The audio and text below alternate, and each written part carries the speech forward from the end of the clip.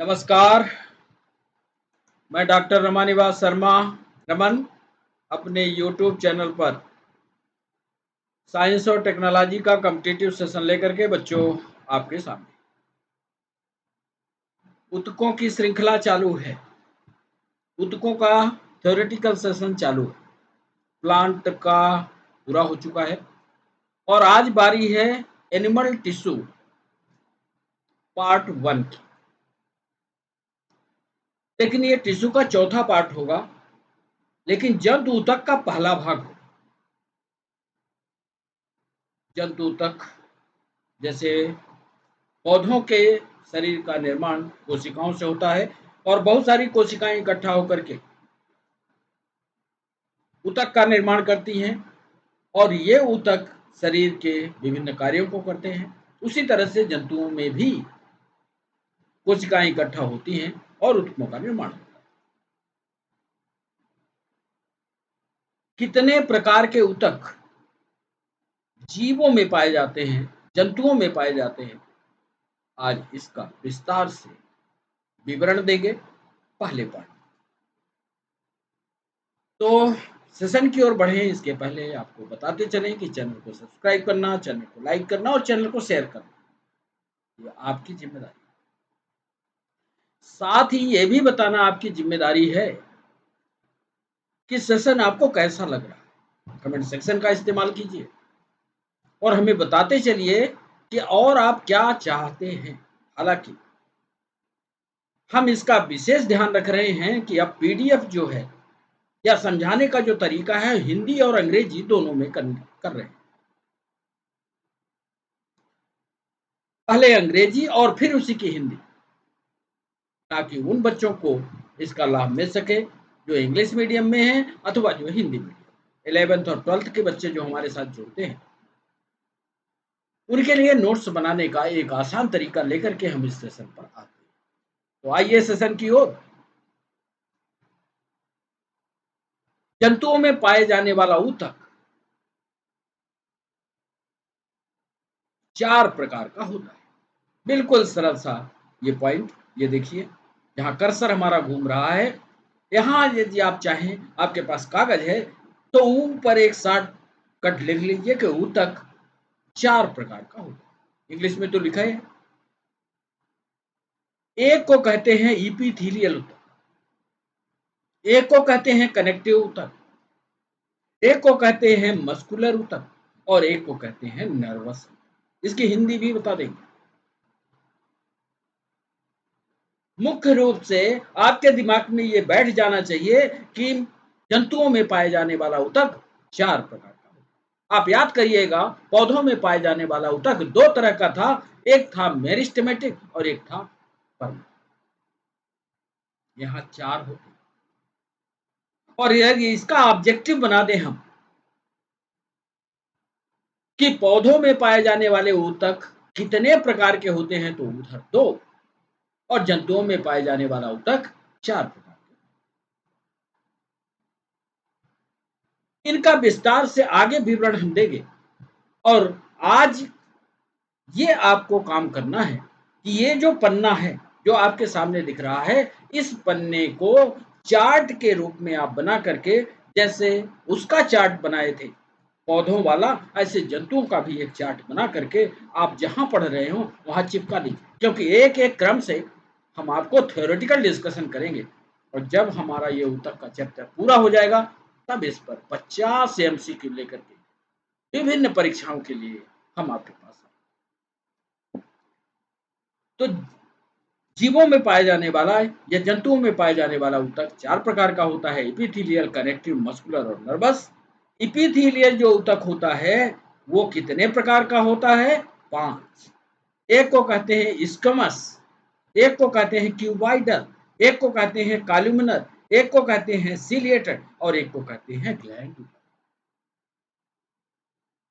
ये जो नाम है 1 2 3 4 5, ये इनकी संरचना के आधार पर रखे। अभी आपको याद हो जाएगा, थोड़ी देर में जब हम आगे सेशन को बढ़ाएंगे तो आपको याद हो जाएगा। यहाँ चिंता करने की जरूरत नहीं। ये सिर्फ एक रफ आइडिया दे रहे हैं जो ऊतकों के प्रारंभिक ज्ञान के लिए जरूरी है। संयोजी ऊतक जो होता है यानी कनेक्टिव टिश्यू जो होता है वो 4 प्रकार का। एक को कहते हैं एरियोलर, हवा वाला, एक को कहते हैं फैट वाला एडिपोज, एक को कहते हैं तंत्रिका वाला, सॉरी कंकाल वाला स्केलेटन, और एक को कहते हैं तरल ऊतक। एरियोलर में टेंडन और लिगामेंट आते हैं। टेंडन जानते हैं ना, जो हड्डी हड्डी हड्डी और पेशी, इसके बारे में विस्तार से आगे हम बताएंगे। एडिपोज फैट वाला टिश्यू है जो चमड़ी के नीचे होता है। स्केलेटल में बोन और कार्टिलेज आएगा। बोन कौन सी होती है, जो शुद्ध हड्डी होती है। कार्टिलेज कौन सी होती है, जैसे कान वाला ये फ्लूइड यानी तरल वाला जो होता है उसमें 2 आते हैं, एक खून होता है, एक लसीका होता है, ब्लड और लिम्फ। मस्कुलर टिश्यू 3 तरह की पेशियां आपको ने पढ़ा होगा। पेशी ऊतक 3 तरह की होती हैं, 3 तरह की पेशियां भी होती हैं। एक होती है रेखित, एक होती है रेखित, और एक विशेष पेशी होती है जो हार्ट में पाई जाती है, उसको कहते हैं कार्डियक तंत्रिका ऊतक। ये वाला पन्ना बच्चों याद रखना जरूरी है। टू द पॉइंट हम इसको एक एक करके आपको समझें। एक सवाल का एक संग्रह हमने किया कि कहां कहां से सवाल नीट में, कहां कहां से सवाल पीएनएसटी में, कहां कहां से सवाल यूपीएससी में या पीएससी में या एसआई में पूछे जाते हैं। उसके लिए एक मनुष्य का हमने चित्र बनाया। चारों ऊतक, ध्यान से देखिएगा, चारों ऊतक का नाम लिखा। देखिए एक ऊतक यहां पेशीय ऊतक, एक को लिखा इधर तंत्रिका ऊतक, एक को लिखा इपिथेलियल उपकला ऊतक, और एक को लिखा संयोजी। अब यदि ये नीट वाले हैं बच्चे जो तैयारी करते होंगे, उनसे पूछा जाता है कि संयोजी ऊतक से बने होते हैं, ऑप्शन दिया होता है, क्या संयोजी ऊतक के टेंडन बने होते हैं, क्या संयोजी ऊतक से स्पाइनल कॉर्ड बना होता है, क्या संयोजी ऊतक से स्मूथ मसल्स बनी होती हैं, क्या संयोजी ऊतक से स्किन का सरफेस बना होता है। यदि आप इसकी थ्योरी को गहराई से पढ़ लोगे तो एक बार में ही बताओगे कि टेंडन जो होते हैं वो संयोजी ऊतक से बने। इसका एक डायग्राम बना करके उन सवालों को एक साथ करने की हमने कोशिश की। चलिए, मसल्स टिश्यू, मसल्स टिश्यू में जितनी पेशीय ऊतक हैं वो सब शामिल किया। देखिए कार्डियक मसल, कार्डियक मसल कहाँ पाई जाती है, ये देखो हार्ट है, हार्ट के चारों तरफ या हार्ट की पेशी का निर्माण करने वाला जो मसल होगी उसे कार्डियक मसल कहेंगे, हार्ट के चारों तरफ पाई जाती है। स्केलेटल मसल कहाँ पाई जाएगी, स्केलेटन में पाई जाएगी स्केलेटल मसल। ये देखो ये है ना स्केलेटन, कंकाल, ध्यान से देखो स्केलेटल मसल।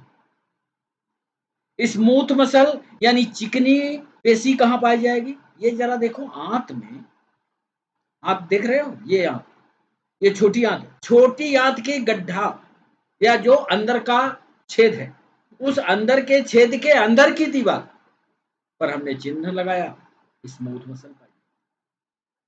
बच्चों समझ आ रहा ना, चित्र को देख करके आपको ज्यादा जल्दी याद हो, इसीलिए हमने चित्र का सहारा लिया। कार्डियक मसल कहाँ, हार्ट के ऊपर। स्केलेटल मसल कहाँ, हड्डी के ऊपर। स्मूथ मसल कहाँ, छोटी आंत के ल्यूमेन यानी गड्ढे के अंदर। चलिए अब बात कर लेते हैं इपिथेलियल या उपकला ऊतक या बाहरी ऊतक। Lining of gastro intestinal tract and other hello organs, एक इसकी विशेषता है। यहां पर तो आपने छोटी आंत के अंदर देख ही लिया, इसके अलावा शरीर में जितने गड्ढे हैं, गड्ढे कैसे, ये देखो हमारा हाथ देखो, इस हाथ में ये गड्ढा हुआ, ठीक, ये गड्ढा दिख रहा है ना, ये गड्ढा होल, इस होल के यहां पर ये अंदर की तरफ जो आपको दिखा, यहां पर तो स्मूथ मसल लग गई। अब यहां पर इस वाले हिस्से पर, यानी बाहर वाले हिस्से पर, अंदर की तरफ तो स्मूथ हो गई, बाहर वाले हिस्से पर जो मसल पाई जाती है वो कहलाती है इपिथेलियल टिश्यू। ये जो ऊतक होता है, जो आंत के ऊपरी हिस्से पर होता है, वो इपिथेलियल टिश्यू का बना। अदर हेलो ऑर्गन, जितने भी गड्ढेदार इस तरह के अंग होंगे, उनके बाहरी चमड़ी जो होगी, बाहरी, ध्यान से सुनना, उनकी जो बाहरी चमड़ी होगी वो इपिथेलियल ऊतक की बनी। उपकला है, यानी कला में सबसे ऊपर है, कला चमड़ी को बोलते हैं, तो चमड़ी के ऊपर वाला हिस्सा इपिथेलियल टिश्यू का बना। नर्व टिश्यू की बात कर लेते हैं, ये दो हो गए, एक मसल्स टिश्यू आपको पढ़ा दिया, एक एपिथेलियल टिश्यू बता दिया। नर्व टिश्यू, तंत्रिका ऊतक किस किस में जुड़ा होगा, एक तो दिमाग से जुड़ा होगा, स्पाइनल कार्ड जो पीछे होता है, स्पाइनल कार्ड से जुड़ा होगा, और जितनी भी तंत्रिकाएं हमारे शरीर में होगी सब किसकी बनी होगी, बोलो, कमेंट सेक्शन का उपयोग करो, इतना तो लिखो, सब कुछ तंत्रिका ऊतक की बनी। ये तो बन जाएगा, सरल सा है। अभी देखना, ये सारी चीजें जितनी हम बोल रहे हैं, ये हम खुद आंख बंद करेंगे और एक लाइन में बोल देंगे। कनेक्टिव टिश्यू किसका बना होता है, संयोजी ऊतक किसका बनता है, एक तो टेंडन का, एक बोन का, बोन का अंदर वाला पार्ट, ये देखो, ध्यान से देखो जरा, बोन के अंदर का ये पार्ट देख रहे हो, टेंडन, वो जो जोड़ने वाला होता है हड्डी टू हड्डी, ये fat and other soft padding tissue, एक घुटने का हिस्सा, ये ऊपर वाला हो गया, एक नीचे वाला हो गया, ये घुटना टू घुटना ऐसे, इसके बीच में एक गद्दी लगी होती है, जहां घुटना हम मोड़ते हैं, ऐसे ऐसे करते हैं ना, इसके बीच में एक गद्दी लगी होती है, यहां पर जो ऊतक होता है ये संयोजी ऊतक, फैट सेल्स का, ये सब संयोजी ऊतक, खून, ब्लड, ये भी एक संयोजी ऊतक, इसके बारे में आगे विस्तार से करें। तो कुल मिलाकर के ये जो चार ऊतक है, muscles tissue, epithelial tissue, nervous tissue और कनेक्टिव टिश्यू, ये चारों कहां कहां पाए जाएंगे, इधर कर देते हैं, अब एक बार में बता देते हैं। एपिथेलियल टिश्यू कहां पाया जाएगा, चमड़ी के ऊपर, अथवा जो गड्ढेदार अंग होंगे, आंत होगी, आंत के बाहर वाले हिस्से, याद कर लो। चलो, कनेक्टिव टिश्यू कहां होगा, कनेक्टिव टिश्यू टेंडन में होगा, बोन्स के अंदर अंदर वाले भाग में होगा, यानी आरबीसी या बोन मैरो वाले हिस्से में होगा, जहां ब्लड का निर्माण होता है, आप याद करिए, यानी ब्लड भी कनेक्टिव टिश्यू। फैट सेल्स, यानी गद्दी वाली जो कोशिकाएं होती हैं, यानी घुटना से घुटना के बीच में जो गद्दा लगा होता है, वो किसका बना होगा, कनेक्टिव टिश्यू का बना। चलिए, पेशी, पेशी में भी तीन प्रकार की पेशी, एक को कहते हैं रेखित, अरेखित और कार्डियक। कार्डियक वाले को हमने सीधा सीधा हार्ट से जोड़ा। चिकनी पेशी कहां पाई जाती है, छोटी आंत के या गड्ढेदार अंगों के अंदर वाली दीवार पर। और स्ट्राइप्ड मसल, स्ट्राइप्ड मसल कहां पाई जाती है, रेखित वाली, ये देखो जरा, रेखित, या जिसको स्केलेटल मसल कहते हैं, वो हड्डियों के ऊपरी हिस्से या हड्डियों पर जो पेशियां पाई जाती है, जो मसल्स पाई जाती है, वो उसकी बनी, यानी उन्हीं को ऐच्छिक पेशी भी कहते हैं। जैसे ऐच्छिक पेशी का मतलब होता है जो हमारी इच्छा के अनुसार काम करे, जैसे ये हाथ हमको उठाना है, ये पेशी काम करेगी, जब हम अपनी इच्छा जागृत करेंगे तब ये हाथ उठ पाएगा। अब कौन सा बचा, नर्वस टिश्यू। नर्वस टिश्यू में जितनी भी हमारी तंत्रिकाएं हैं, तंत्रिकाएं हो, चाहे ब्रेन हो, चाहे स्पाइनल कार्ड हो, इसकी पूरी की पूरी संरचना तंत्रिकाओं से। एक सामान्य जानकारी आपको मिल गई। अब एक ऊतक की आज बात करेंगे, क्योंकि ऊतक की संरचना में आप याद करिए एपिथेलियल जो होता है या उपकला ऊतक जो होता है वो कितने प्रकार का है? 1, 2, 3, 4, 5। आज के सेशन में इन पांचों ऊतकों के बारे में आपको विशेष रूप से हिंदी और अंग्रेजी दोनों में समझाने की हम कोशिश करें। तो आइए एपिथेलियल टिश्यू के बारे में समझाते हैं। Epithelial tissue outer surface of organ and blood vessels throughout the body। शरीर में, इसको अंडरलाइन कर लीजिए आप, इपिथेलियल टिश्यू से line the outer surface of organ, किसी भी अंग का बाहरी सतह, किसी भी अंग की, मान लो फेफड़ा है तो फेफड़े के बाहरी दीवार को कौन बनाएगा? इपिथेलियल। एंड ब्लड वेसल्स, रक्त वाहिकाओं की बाहरी दीवार, as well as inner surface of cavities in many internal organ, और बहुत से ऐसे आंतरिक अंग हैं जिनकी आंतरिक दीवार भी इपिथेलियल टिश्यू की बनी।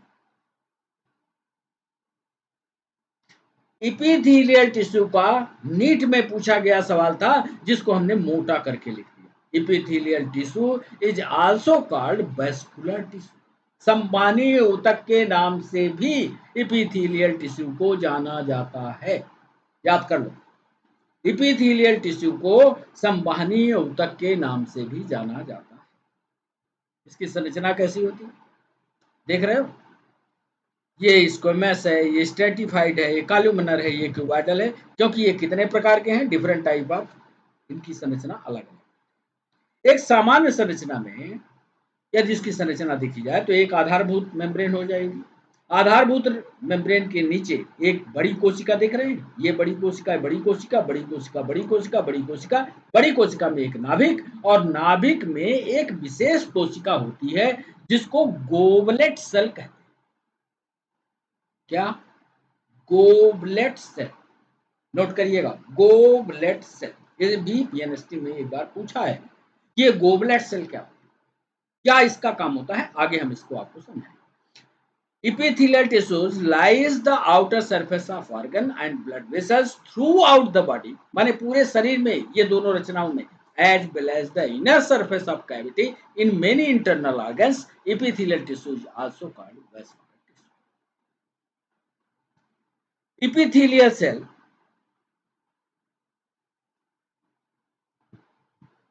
जितनी है, ये इपिथेलियल सेल्स किस किस अंग में कहां कहां है?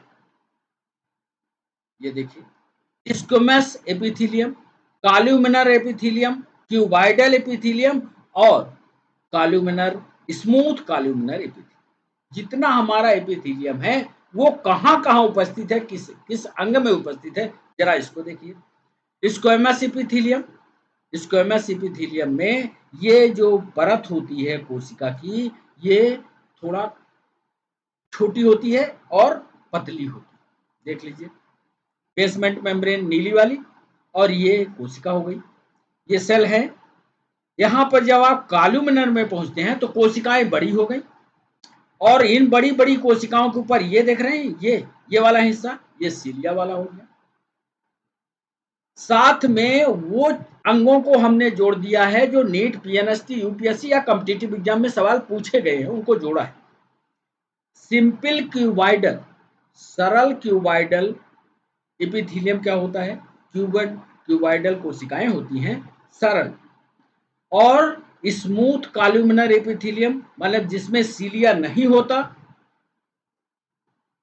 सरल प्रकार की कॉलुमिनर सेल कहां पाई जाती हैं, इसका उदाहरण भी आपको चित्र बना करके समझाएं। तो सिंपल स्क्वेमस एपिथेलियम किस में पाया जाएगा? ये देख लीजिए, ये ब्लड वेसल्स देख रहे हैं। इसके अलावा सॉरी, ये ट्रैकिया है, ट्रैकिया वाली लाइन देख रहे हैं, ये ट्रैकिया है जो अंदर जा करके वायुकुपिकाएं बनाती है, सांस जाती है, फिर वो फेफड़ा फूलता है। ये देखिए, ये फेफड़े वाले हिस्से। सिंपल सा लिखिएगा कि सरल स्क्वेमस एपिथेलियम कहाँ पाया जाएगा? तो जवाब दीजिएगा, फेफड़े के दीवाल में पाए जाते हैं या फेफड़े की वाहिकाओं में पाए जाते हैं। याद करें कौन सी epithelium? Single squamous epithelium. Ciliated columnar epithelium किसमें पाया जाएगा? जहां मूवमेंट होता है, जहां गति होती है। तो किसमें गति होती है? ये देखिए सीलिएटेड कॉलुमिनर एपिथेलियम। जरा आप नाक में उंगली ऐसे डालिए ना, तो अंदर की तरफ जब उंगली डालेंगे तो यहाँ बाल दिखाई देता है ना। जो अंदर वाली दीवार है वही कहलाती है सीलिएटेड कॉलुमिनर एपिथेलियम। ये जो बाल आपको दिखाई देते हैं ना, यही सीलिया है। ये धूल के कणों को जाने से रोकते हैं। समझ रहे हैं? वही पाई जाती है फेफड़े वाले लंग वाले सेक्शन में। और साथ ही साथ ये फिम्बरी, आपने फीमेल रिप्रोडक्टिव सिस्टम पढ़ा होगा। ओवरी अंडा बनाती है और अंडे को पकड़ने के लिए फिम्बरी लगे होते हैं, जुड़ी नहीं होती वो। अंडे को पकड़ने के लिए ऐसे उंगली के आकार के प्रवर्ध होते हैं। ये अंडा जैसे ही ओवरी से बनता है, ये उसको पकड़ लेते हैं। तो जो पकड़ने वाली रचना होती है, ये सीलिएटेड कॉलुमिनर एपिथेलियम की बनी। ठीक। सिंपल क्यूबॉइडल एपिथेलियम किस में पाया जाएगा? किडनी में। और सिंपल स्मूथ कॉलुमिनर एपिथेलियम आंतों में होता है। आगे देखिए, एक एक ऊतक के बारे में हम विस्तार से आपको जानकारी हिंदी और अंग्रेजी दोनों में दे रहे हैं। सिंपल स्क्वेमस एपिथेलियम जो होता है, सरल उपकला ऊतक, यह कोशिकाओं की एक परत बनी होती है।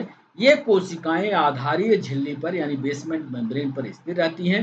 यह उपकला बहुत नाजुक तथा शरीर के ऐसे स्थानों पर पाई जाती है जहां बहुत कम टूट फूट होती है, जहां नुकसान कम होता है।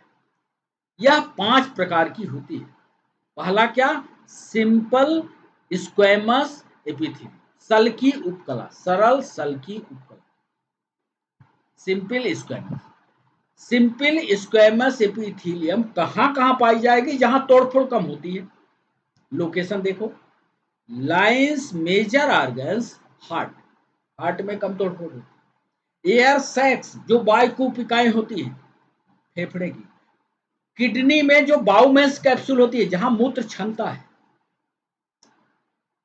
और शारीरिक गुहा के अंदर यानी पेट के अंदर की दीवार, यहाँ तोड़फोड़ कम होती है। बाहर तोड़फोड़ होती है लेकिन शरीर के आंतरिक अंगों में तोड़फोड़ कम होती है।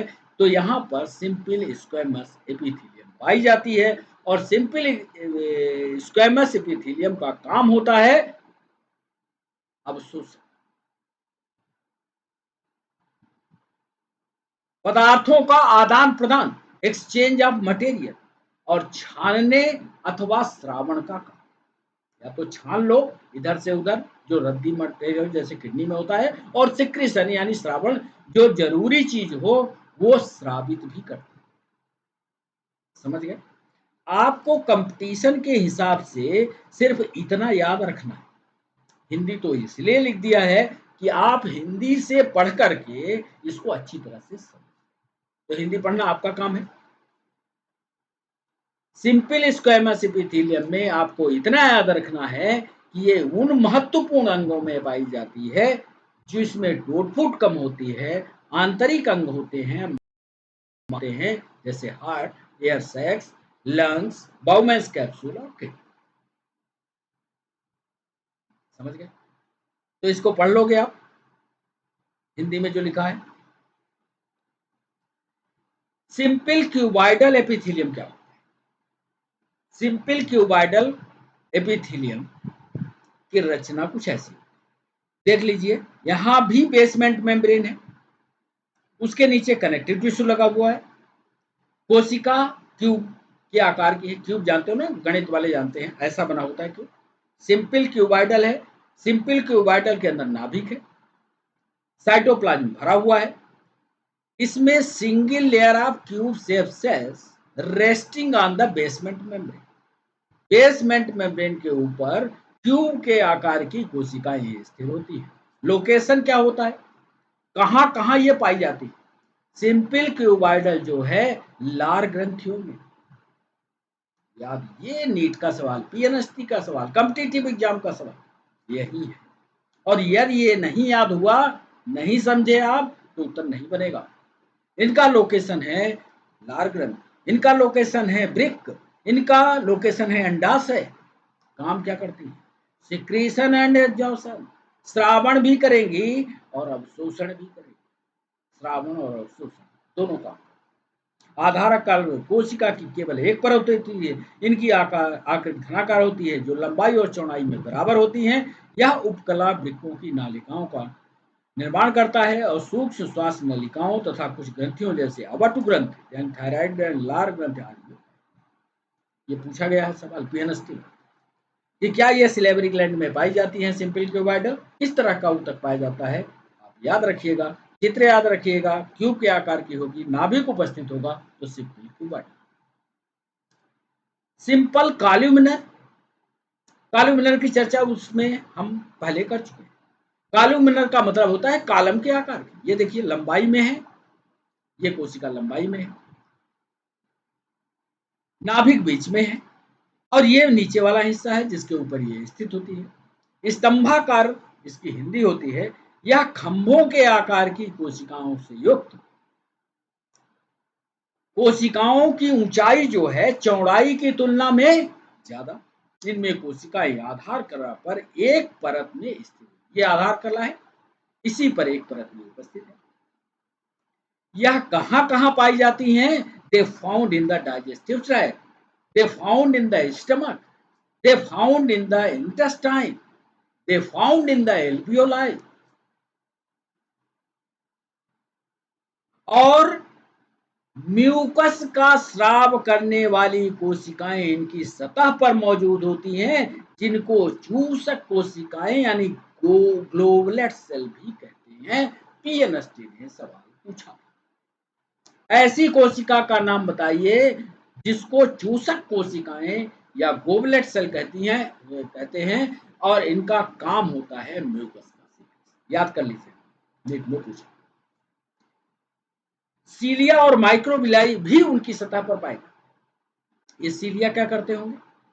जैसे मान लीजिए भोजन का कण इधर आया तो ये सीलिया बराबर मूव कर करके भोजन को ऐसे नीचे की तरफ या ऊपर की तरफ गति कर, ये सीलिया इसके काम। अंग्रेजी वाले बच्चों के लिए हमने लिखा कि single layer of tall cell with round and oval nuclei. Some cells bear cilia layer may contain mucus secreting unicellular gland.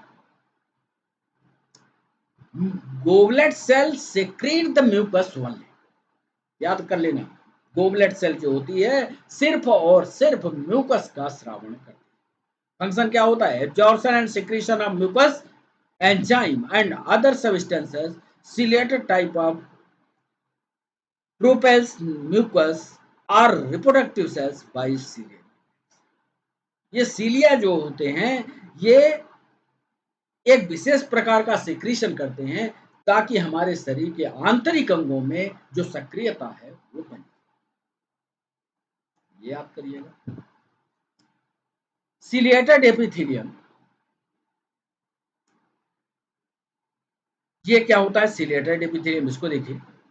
Ciliated epithelium ये सिंपल कॉल्यूमिनर एपिथेलियम है। देख रहे हैं, कॉल्यूमिनर है क्योंकि इनकी लंबाई चौड़ाई की तुलना में कम है। ये देखिए गोबलेट सेल भी बनी है, सेल मेम्ब्रेन भी है, बेसल ग्रेन्यूल, सीलिया सब बना हुआ है, न्यूक्लियस सब है बेसमेंट मेम्ब्रेन पर स्थित।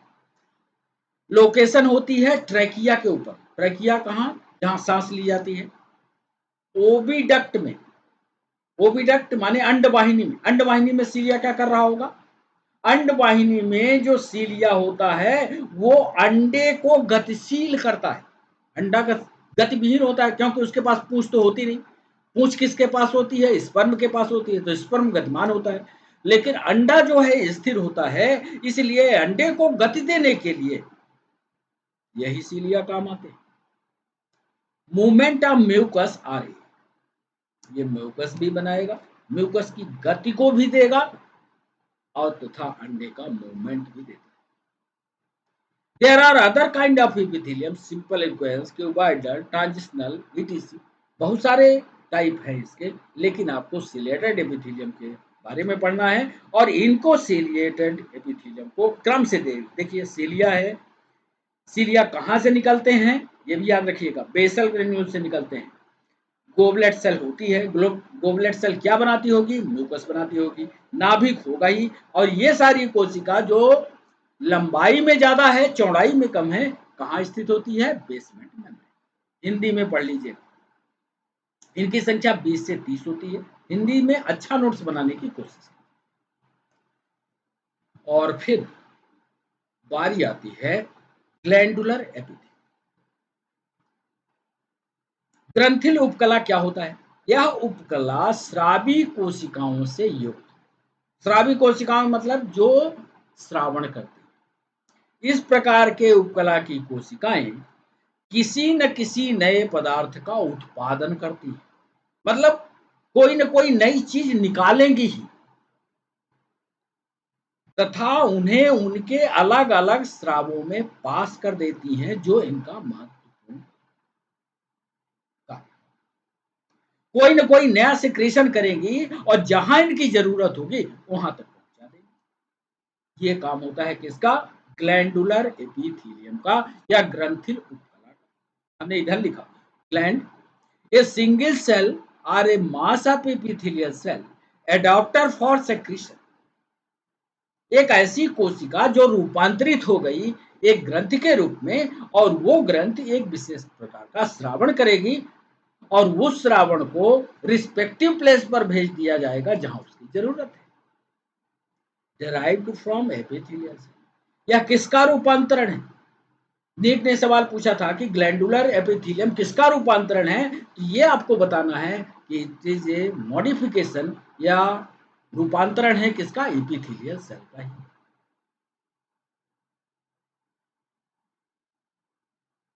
ये जो रूपांतरण है ग्लैंडुलर एपिथेलियम, ये अंत में रूपांतरित होकर के क्या बनाता होगा? क्योंकि इसके पास डक्ट नहीं है, ये एक जगह रूपांतरित हुआ, ये देखिए रूपांतरित हुआ, कहीं भी रूपांतरित होकर के, लेकिन नाली नहीं देता, डक्टलेस होता है। इसलिए ग्लैंडुलर एपिथेलियम भविष्य में अंतःस्रावी ग्रंथि का निर्माण करता है। ये बहुत इंपॉर्टेंट पॉइंट है, इसको जरूर लिखिए। अंतःस्रावी ग्रंथि का निर्माण कौन सा एपिथेलियम करता है? ग्लैंडुलर या ग्रंथिल उपकला अंतःस्रावी ग्रंथि का निर्माण। So they secrete their products into the duct that they are empty at the surface of covering the inner lining directly onto the free surface पर ये छोड़। ये सब बताने के बाद एक लास्ट में हमने सारे जितने एपिथेलियम थे, कितने एपिथेलियम थे जरा इधर दिखाते हैं। स्क्वेमस, क्यूबॉइडल, कॉलुमिनर, सिलिएटेड और ग्लैंडुलर। 1 2 3 4 5 5 एपिथेलियम का एक कंक्लूड पन्ना बनाया आपको इसको बताने। ये देखिए एक छूटा इसमें, खैर क्यूबॉइडल हो गया, स्क्वेमस हो गया, कॉलुमिनर हो गया, स्ट्रेटिफाइड हो गया, सिलिएटेड छूटा है। खैर इसमें हम दिखा रहे हैं इसको। ये देखिए स्क्वेमस एपिथेलियम हो गया, स्ट्रेटिफाइड एपिथेलियम हो गया, ग्लैंडुलर हो गया, कॉलुमिनर हो गया, सिलिएटेड हो गया। 1 2 3 4 5 और क्यूबॉइडल हो गया। एक यहाँ और जोड़ दिया स्ट्रेटिफाइड। 5 ही होता है ये, इसी स्क्वेमस एपिथेलियम के साथ ही था, पर यहाँ अलग किया है क्योंकि एक सवाल टीएनएसटी ने इससे अलग से पूछा। खैर ये जो 6 नाम हमने इधर लिखे, 1 2 3 4 5 6, 6 नाम को आप इधर लिख लीजिए। फिर 6 का डायग्राम बना लीजिए। कोई डायग्राम बनाने में दिक्कत नहीं होगी, हो दिक्कत तो बताओ। देखिए सिलिएटेड एपिथेलियम है कि नहीं, क्यूबॉइडल कोशिकाओं का है कि नहीं, ग्लैंडुलर है कि नहीं, ग्लैंड लाइक संरचना बन गई कि एपिथेलियम सिंपल एपिथेलियम है, और स्ट्रेटिफाइड एपिथेलियम में ऊपर का जो स्ट्रेटा है उसमें कोशिका नहीं होती, जीवित कोशिका नहीं होती, मृत प्राय होती है, उसको स्ट्रेटिफाइड। लोकेशन क्या होती है, यानी पाए कहाँ जाते हैं, ये देखिए इनर सरफेस ऑफ माउथ, कौन सी, स्क्वैमस एपिथेलियम, माउथ के आंतरिक दीवार पर, इसोफेगस पर, ब्लड वेसल्स पर और एल्वियोलाई। याद हो जाएगा कहाँ कहाँ, इनर सरफेस ऑफ माउथ, ये पूछेगा ऑब्जेक्टिव में, inner surface of mouth, oesophagus, blood vessel और एल्वियोलाई में। Stratified epithelium, outer layer of skin, skin का जो ऊपरी हिस्सा होता है ये स्ट्रेटिफाइड एपिथेलियम, ये बिल्कुल जस्ट ऊपर, बिल्कुल जस्ट ऊपर। कुछ लोग नहीं नहाते हैं और ऐसे ऐसे खुजला देते हैं तो सफेद सफेद निकल आता है, बोले ये गंदगी है ना, तो गंदगी नहीं, वो स्ट्रेटिफाइड एपिथेलियम। स्ट्रेटिफाइड एपिथेलियम का मतलब ये होता है कि जो ऊपर की, जस्ट ऊपर की कोशिका वो मृत प्राय, स्ट्रेटिफिकेशन। तो ये आउटर लेयर ऑफ स्किन, ये जो होती है ग्लैंडुलर एपिथेलियम, ये सबसे मोटी होती है और इस स्किन के आंतरिक दीवार पर होती है। कॉलुमिनर एपिथेलियम जो होती है आंत पर, एलिमेंट्री कैनाल के आंतरिक लेयर पर होती है। याद कर लेना बच्चों, यदि एक को ध्यान में रख लिया तो बाकी सब ऑटोमेटिक आ जाएंगे। सिलिएटेड एपिथेलियम श्वसन तंत्र के आंतरिक दीवार पर, inner surface of respiratory duct, chelated epithelium. और सिलेटेड एपिथेलियम को ओविडक्ट में लिख सकते हैं कि नहीं, बोलो, लिख सकते हैं, वहां लिखना चाहिए था, ओविडक्ट के आंतरिक दीवार। क्यूबाइडल एपिथेलियम जो होती है वो किडनी में, बाउमेंस कैप्सूल्स में, नेफ्रॉन में पाई जाती है। ये याद करना, यहां से 3-4 सवाल बनते हैं, इसलिए ये वाली लाइन आपको याद। संरचना कैसी होती है, thin small flat cells form semi permeable membrane, many layers of cells, cell contains vesicle packed with secretory material, column like tall cells, upper free surface bears folds made up of these cells are place of absorption, upper free surface of cells bears minute hair like process, cells are cuboid। ये उधर पढ़ा चुके, काम देख लो। Selective transport of substance, squamous epithelium का एक काम है, ये सिर्फ कुछ सेलेक्टेड चीजों को ही अंदर जाने देगा अथवा सेलेक्टेड चीजों को ही बाहर जाने देगा, ये इसकी विशेषता। फंक्शन क्या है, सेलेक्टिव ट्रांसपोर्ट ऑफ सबस्टेंस। ऐसा नहीं कि जो बाहर है वो जब चाहे अंदर चला जाए, या जो अंदर है जब चाहे बाहर चला जाए, ऐसा नहीं। वर्णात्मक, चयनात्मक, जिसको कह सकते हैं चयनात्मक परिवहन करने की जिम्मेदारी स्क्वैमस एपिथेलियम की होती है। Prevention of bearing of organ, protection of. Stratified epithelium का एक ही काम, क्या, शरीर के, ये है स्ट्रेटिफाइड, चमड़ी का ऊपर वाला, शरीर के जो आंतरिक अंग हैं उनकी सुरक्षा करना। भाई कोई मारपीट होगी तो सबसे पहले यही वाला हिस्सा सामने आएगा, फिर अंदर वाले आएंगे। और ग्लैंडुलर एपिथेलियम का काम होता है पसीना, तेल, म्यूकस, इनका श्रावण करना। कॉलुमिनर एपिथेलियम का काम होता है कि ये डाइजेस्टिव ग्लैंड के, सॉरी, डाइजेस्टिव ट्रैक्ट या आहार नली के अंदर की दीवार पर हैं, तो विशेष प्रकार के डाइजेस्टिव जूस का निर्माण कर दे। कौन करता होगा, पाचक रसों का निर्माण कॉलुमिनर एपिथेलियम। सिलेटेड एपिथेलियम क्या करता होगा, push mucus and air forwarded to keep the air passage free.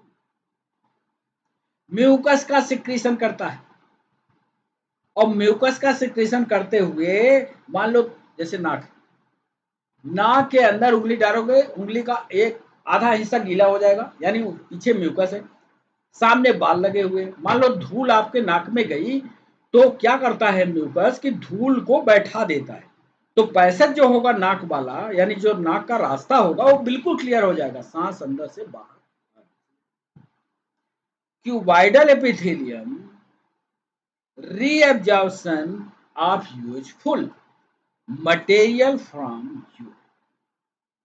जहां देखिए क्यूबाइडल एपिथेलियम होती कहाँ है, किडनी में। और क्यूबाइडल एपिथेलियम का एक महत्वपूर्ण काम होता है कि जो शरीर के आवश्यक पदार्थ हैं वो यूरिन में न चले जाएं, उनको फिर से रीअब्जॉर्ब कर लिया जाए, ये पूरी जिम्मेदारी क्यूबाइडल। तो एक ये जनरलाइज लेक्चर का ये पन्ना, इसके आधार को रखते हुए एक बेहतरीन नोट्स बनाने की कोशिश करना और फिर एपिथेलियल टिश्यू को कंप्लीट। तो आज बारी थी सबसे पहले उत्तर एपिथेलियल टिश्यू की, तो आज एपिथेलियल पढ़ा दिया है, ये स्क्वेमस, क्यूबाइडल, कॉलमनर, सिलेटेड और ग्लैंडुलर। अब इसके बाद वाले सेशन में हम आपको कनेक्टिव टिश्यू पढ़ाएंगे, मस्कुलर, नर्वस पढ़ा करके एनिमल टिश्यू वाले चैप्टर। तो बच्चों आज के लिए बस आप हमारे साथ जुड़े, इसके लिए सभी बच्चों का बहुत बहुत कैसा लगा सेशन ये जरूर आप अपने कमेंट में लिखिए। फिर होती है मुलाकात, तब तक के लिए बच्चों बाय बाय, नमस्कार।